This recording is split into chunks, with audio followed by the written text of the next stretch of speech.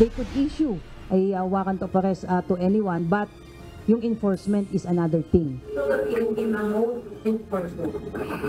Yes, because there is already a question of jurisdiction kasi nga ito ay sa tingin natin ay panghihimasok sa sovereignty ng ating bansa. Hindi pa rin makikipagtulungan ang Philippine National Police sa International Criminal Court. Sa katunayan, wala silang plano na isilbi ang warrant of arrest na maaaring ilabas ng ICC laban kay dating Pangulong Rodrigo Duterte. Ayon kay PNP Public Information Office Chief Police Colonel Jean Fajardo, mayroong sariling judicial system ang bansa at gumagana naman ito.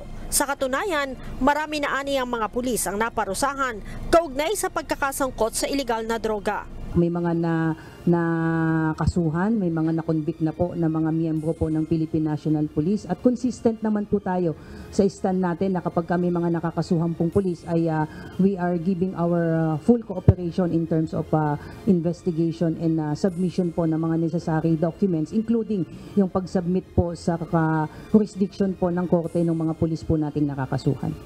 Sinabi pa ni Colonel Fajardo na malinaw na rin ang naging posisyon ni Pangulong Ferdinand Marcos Jr. sa isyu ng ICC. Nagsalita na rin po yung ating DOJ, yung ating presidente mismo na we question nga yung jurisdiction sa atin ng ICC kasi umalis na nga po tayo sa kanila. So for all intents and purposes, wala na pong jurisdiction sa atin ng ICC. Gayunman, sinabi din ni Colonel Fajardo na wala pa silang impormasyon kaugnay sa sinasabing nakaumang na pag-aresto sa dating Pangulo. Matatanda ang sinabi ni Attorney Harry Roque na si dating Pangulong Rodrigo Duterte mismo ang nagsabi sa kanya base sa mga nakalap nitong intelligence report na anumang oras ay ipaa-aresto siya ng ICC. Leia Ilagan, UNTV, News and Rescue.